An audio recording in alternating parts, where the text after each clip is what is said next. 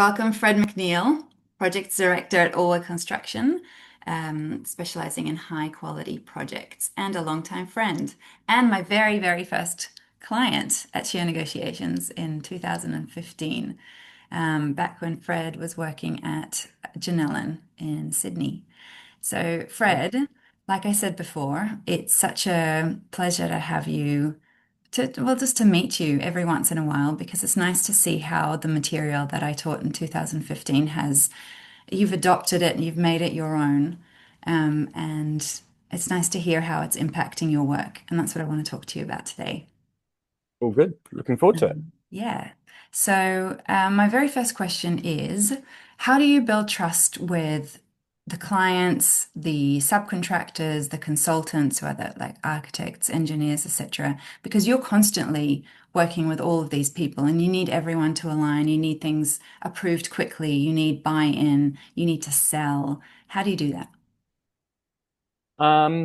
Couple of ways, I guess, that go about it. Number one is obviously always to have integrity, and so that they know that they can trust you. If you say you're going to do something, that you follow through and you do that. And after a few interactions with the same person, where they see that you genuinely do what you say you're going to do, I think that's probably the foundation of it. But to break probably another way though to break down it become more being more than just a work relationship going to and fro. You need to kind of tap into that personal side of things.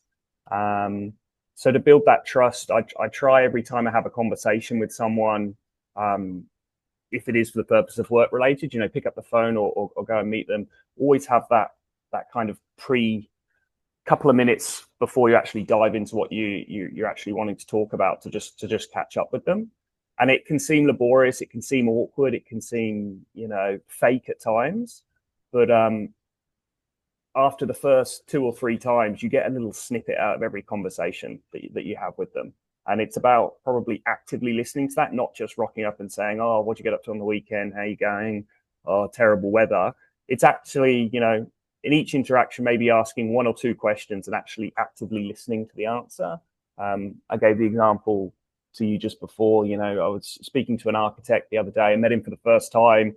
Saw he had a tan. I was like, "Oh, you just come back from holiday?" And he's like, "I've just come back from Mexico." And from that, I'd been to Mexico a couple of years ago, and it just triggered a little bit of a back and forth. And then, the next time I met him, I called him up and I was like, "Mate, you never guess. I went to a brilliant Mexican restaurant in Coogee last week. You've got to go." And and then that dived into another conversation. And over several conversations, or, weeks, days, months, or whatever, you build this back and forth rapport. You learn a little snippet about them. You find out, they've got a daughter the same age as my daughter. And the next time you find out that, he's a nippers coach down at his beach where he lives, and I'm a nippers coach down at the beach that I were. And through doing that, you build a genuine relationship. But like I say, when I first started doing this, it's hard because you sit in there and it feels awkward. Seeing someone that you've never met before, where you're literally calling them up and saying, "Hey, please update a drawing for me." But to then start off a conversation and just talk and try and extract any little nippet that you can kind of relate to. But it becomes easier. But I think the most important thing is to actively listen to the responses and remember them. So I always kind of straight away after I've had a phone call with meeting someone new, I'll open up my notes on my phone and I'll make a little note to try and remember it. So that the next time we do interact, I've got that kind of in my tool belt to spark off the conversation again. It's always easy to get someone out of someone if they've got a smile on their face. So if you make them feel good, it's a good way to kick things off.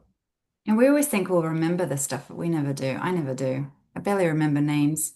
Like Yeah, same. if I don't write things down, I mean, you and I have been in contact for 10 years, but if I meet someone for, I don't know, a 1 hour conversation and then come back to them a month later, I'm not going to remember everything that they said. Yeah. I'm weird like that. Like I'm terrible with names, so I'm the worst person that will always be like, "Hey buddy, hey mate." But I don't know, I just remember details. I'm kind of Okay, that guy. I that's can good. still remember, like, my textbooks at school. I'm not going to say photographic memory, but I can still remember the layout of pages. I can still So when I've had that interaction, the Mexico conversation, I'll never forget that. And when I just see that person's face, I'll associate it with that conversation. Mm-hmm. And I get it; it's hard for some people, and there's people who have different tricks how to do it. But if you can break down, it becomes more than just a work transaction, and there's a bit of, if they see your name on the phone come up and they're actually happy to answer it, that's a great start to any negotiation or transaction. That's a really great general tip, but I want to ask you specifically about the construction industry because taking that tip and applying it in construction is not as easy as it seems. It sounded to me when I met you in 2015 that the construction industry is really harsh in its negotiations. The culture is very competitive, very transactional, very like testosterone. You know, you said that you had a Mm. go-to tip where you throw pages in someone's face. Do you remember that? Yeah, yeah, Yeah, and absolutely. that it was about intimidation. One of the tactics that your CEO used was to throw out a number and then sit back and like do something on his phone, like the silence tactic. It Mm. seemed to me like the sort of culture where you've got to be very aggressive or else you're not going to get the results that you want. So when you talk about Yeah. tactics like remembering people's the details about their children or trying to build rapport with them, how do you apply that in this culture? And what do you think is important to know about construction negotiations? So I think with construction negotiations, there is a difference between us negotiating with a client, um, to us negotiating with a consultant, to then us negotiating with a subcontractor. They're three very different negotiations and three very different tactics. Um, a client negotiation always just boils down to very kind of a rights based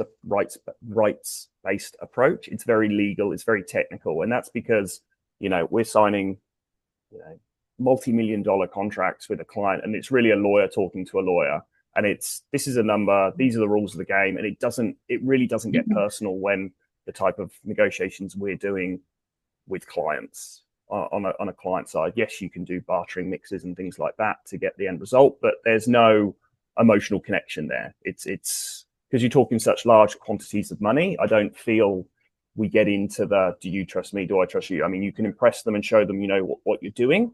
You can put your best foot forward and make them want to use you, but the actual negotiation, the nitty gritty of what's in, what's out, what's the final price, what's the deadline, it's a very cold negotiation in that respect.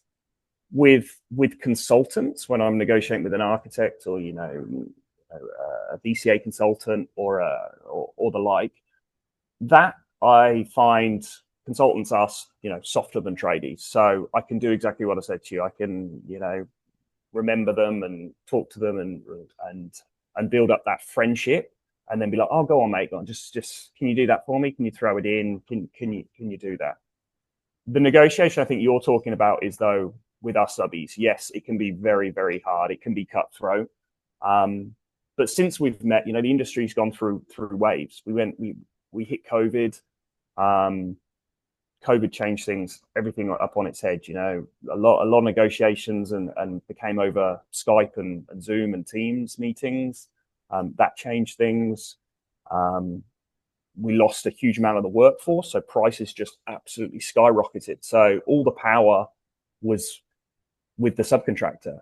I just couldn't get trades to site. You couldn't pay them enough. You couldn't give them enough. You couldn't offer them enough to get them to your job. So you had to develop that soft side where they wanted to work with you. You had to be genuine. There was no just throw a number out there. If you don't want it, no worries, mate. I've got a line of people coming up. We didn't have that. There was no BATNA. There was no BATNA to anyone. It was, please come and work for us. But then again, it's starting to change now. There's a lot more work out there in the market, so the power's kind of shifting back to the builder less than the subcontractor. So, and probably alongside that, I genuinely believe the industry is starting to change as well. Think of the 1970s where you just had site managers that would just bash people, working every hour. A lot of companies are only doing 5-day work weeks now. Like it is becoming, the industry is changing. So that bash approach, I don't feel it is as prevalent anymore. It's definitely changed in the 10 years. Maybe that's just because we personally are implementing different ways of negotiating. It's a lot easier to have your core group of subcontractors that you like to use time and time again and get and build that relationship where you can have open and honest conversations when you're negotiating. You get to that dream state where you're mining to find the best win-win deal rather than a win for me, lose for you, or just a single transaction. So yeah, it is changing. There's times when you do just have to, when a subby's not performing well, maybe once the initial deal's been done and a subby's not performing well, and there is a big argument to be had. Sometimes you do just have to take that, sit back. You owe me rights-based approach. There's a contract, you signed it, you're in it, get it done, or I'm going to take it further. But no, I don't think I think it has changed, and I think it's more important than ever with subcontractors to develop those other key skills in negotiation to get where you want. It's not just a bully tactic anymore. Mm-hmm. So what are your best tips For negotiating with subcontractors? Let's take subcontractors first. Yeah. What are your Okay. best nuggets of wisdom? Well, you've got to prepare before any meeting. Obviously, that's the key thing. If you're walking in blind, there's it's never going to go anywhere. You're never going to do a deal in the room. You're never going to be prepared. So, and it's going to sound so cliche because I'm going to throw words out there that you taught me 10 years ago, and I don't mean it in a cliche way, because we use it in our business every single day. When we're going into a pre-meet, we have a pre-meet in our team, so our contract administrators will come to us. They'll have a spreadsheet all laid out, and the first thing is you've got to have other options, right? You've got to have coverage from other subcontractors. You've got to have your best alternative offer. So that if we're walking into this room, that my walk away point, if I can't get this number, I've got a better offer. It's okay, no worries, see you on the next one. So that's definitely number one. You've got to have a BATNA. Other tips: go in there and have lists of questions. Have gone through that quote, go through your scope. Make sure you've got a list of questions that you can be asking them. Or I like to use them more as statements, like, "Oh, you've included this, haven't you? You didn't mention it on your quote, but you've included this, haven't you? Traffic control. Oh, you digging up the street. You've allowed to do the permits of traffic control, haven't you?" So that you make sure that you've got everything there in, use your words, your bartering mix. So I still do it. I got the kind of, you create different offers where you say, okay, you don't want to do the traffic control, well then you are doing the permits. Or in this offer, you don't want to do the traffic, oh well, then the price obviously has to come down because I'm going to pay for that traffic control for you. So have those different options and know the value. Don't just say the job's worth this. Try and understand the breakdown of all those items that fall, because it's never just one item. Like in construction, you're not just purchasing a car. It's not just a one-off singular thing of value. There's multiple parts to it. Something that I always do that came from you is I always offer someone, if I can offer you a parking spot on site, will that change your price? Does that change how things work for you? Like, I've got limited spots, but I can reserve one for you if that makes your option cheaper. I understand it costs $30 to park in the city and you're going to be here for a week. I can guarantee you a parking spot, So being prepared, understanding what's valuable to me and try and predict what's valuable to them, so that when you're at the table, you can have that kind of back and forth of, well, this is in, this is out, this is in, this is out. We always throw an anchor out very, very early in a conversation. It's easy on, the easiest way for me to do it is just a meter squared rate, or you're building 20 apartments, the electricians come in, you're like, well, you can't be, couldn't possibly more than 20 grand an apartment. So, we're only talking this for X value for the contract maximum, surely. You just make a kind of a subtle anchor like that, and that, you'll never steer too far away from that number, or you'll know very early if we're not going to reach an agreement on that. So yeah, those type of tricks that I say tricks. You never like to think that you're manipulating someone, but I think once you've got your subcontractor base that you're using over and over again, um, you can do all that prep. But then when you're both, you're not sitting across the table from each other. There's some subbies that I'll bring in, and I'm like, no, come sit around here, come and look at my screen. And we're actually actively going there. I'm like, but I've thought about this. Is there anything else? Can you see anything on the drawing? What if we were to change this? And you're working Mhm. together because you just open and you say, I've got this budget. Um, I appreciate it. I don't want you to lose money. I mean, that's a key statement for us as well. We always say there's no way I'm asking you to lose money on the job. We've got to find a way together to get to a point that works for me, that works for you, and so you kind of do that mining tactic to get a win-win out of it. Yeah.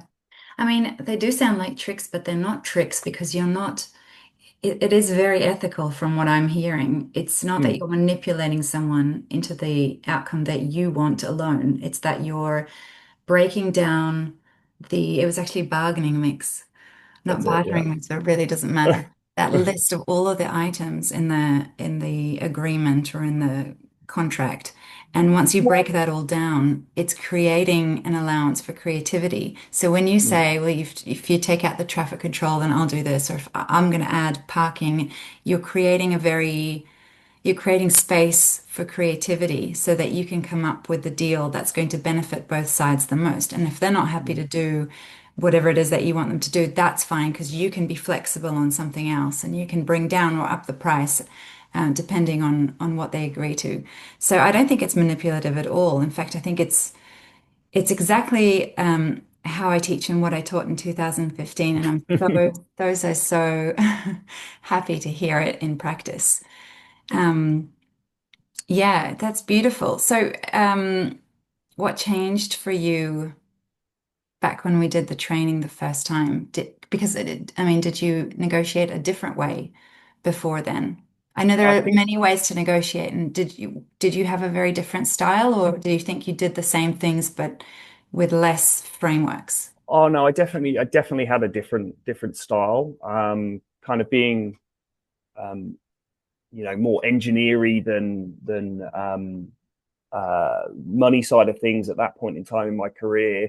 Everything for me, I just default to facts. I would go into a contract. I would go in. I wouldn't know the person. I was fresh to Australia. I'd only moved here in 2012, so I didn't know any of the people. I had no history with anybody. I was still quite young, and the only way I knew to do it was to just be very factual. I was meeting with a bricklayer. I would prepare for the meeting by highlighting every bit of brick on the job and saying, "This is the scope. um, what is your price?" Almost like that. And just going through then when it would become to variations, trying to negotiate if a contract were done, I would default to the contract. But the contract says this, there is no wiggle room. Contract's the Bible, I'm sorry, there's no wiggle room.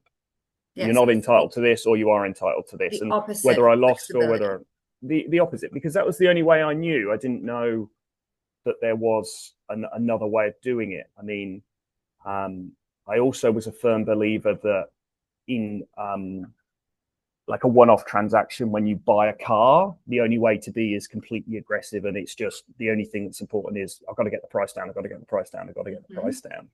But I think learning that I truly believe there's never such a thing. And I remember sitting in your class and you were like, even when you buy a car, you can use this. So I'm like, no, that's a one-off transaction. I'm never going to go to this dealership again. I'm never going to speak to this individual again. There's no way that I'm going to build this relationship with him where he wants to help me in this thing. He's just after his commission. I'm just after buying a car. But 2 years after a course, I went in and what I realized, what's value for me. Okay, maybe he's not going to be flexible on the price, but I go in there. I purposely went in at the end of financial year because I knew he'd probably want to hit a quota. I kind of started the conversation joking, saying, God, how many cars do you need to get sold to get your bonus before this? Like just laughing, joking, that sort of thing. I go in there and I understood that his price wasn't flexible, but there were other things that weren't valuable to him that he could easily throw in. I got him to put a full tank of fuel in there. I got him to give me some extra mats. I got him to throw in some roof racks that he had lying in the side of the garage. There is no such thing as a one-off transaction. You can always implement the technique into anything. Um, you know, Another example. I remember the week the 2 days after I left your course, you told me, call up a restaurant and try and ask for a 10% discount on the total bill. I was like, how can you possibly do that? You call up and Tuesday night, mate, do you not want to look good to your manager? Like, you've got an empty restaurant. I'm happy to bring 8 people in tonight. We're going to do 8 people, but you can knock 10% off the bill, can't you? And the guy at the other end of the phone had never heard, he laughed, he'd never heard it. And then sure enough, he came up on the phone, yeah, no worries. We'd love to see you tonight at party of 8, and it's just anything can be negotiated if you just, it's not just, I'm not just trading one good for one good. It's not just give me that for this. There's always something left on the table. There's always other value that could be taken out of it that I just never realized. We played the little game. I remember we played the little game in the core where it's like, I wanted to buy some oranges, but I didn't realize that the person selling me actually wanted the orange peel back or something like that. And so there was a deal that there's always more value to be had in any negotiation, and it's about extracting that value. It's not just, before I just thought it was, I want A for this price. But it's not. There's so much more things that have inherent value that should be taken into consideration. I think that's my biggest takeaway from the course. Yeah, and when you say mining, you're now exploring, digging for more information so that you can extract more value for both sides from a renegotiation. Yeah, And that sounds like your current approach as opposed to what you just described. definitely. Yeah. Wow, that's beautiful. I'm beaming with pride, and I'm so, so, so happy that that's brought you value over the years. No, Um, definitely, and it's something that we're passing on. In the business now, we teach these kind of same techniques to the younger guys. Um, we actively encourage them to do it in the meeting while we sit back and just kind of observe. And yeah, it is good to see, and it works. The truth is, it works. And it's not just beneficial for us; it's beneficial for the other side as well. Um, and yeah, it just makes things easier. You don't have to have those horrible arguments.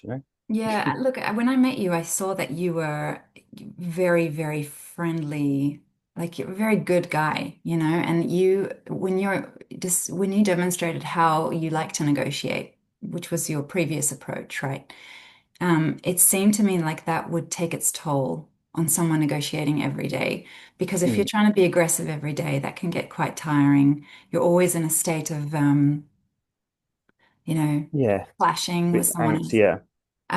And so there's not a wrong and a right way to negotiate. And I don't think that your previous approach is necessarily wrong, but there is a time and a place for each. And if you are negotiating every day, you want to choose an approach that you're comfortable with, that you enjoy, and that brings you the most value. So when people say the collaborative approach is a little bit naive or it's all airy-fairy, it's about building relationships, I don't think that at all. I think that Mm, you are a great case for how it works and how it matches your personality as well. And obviously no, it brings you definitely. value. So, Fred, thank you so much. This has been really a great conversation for me because I'm just, like I said, beaming with pride and happy to hear the teachings, said back to me and how you're actually implementing all of this. It's fantastic, and I really do see you as an amazing negotiator and a really great person, and we will be Thank in touch you. for years to come. So, thank you so much, Definitely. Fred. Definitely. Thanks very much.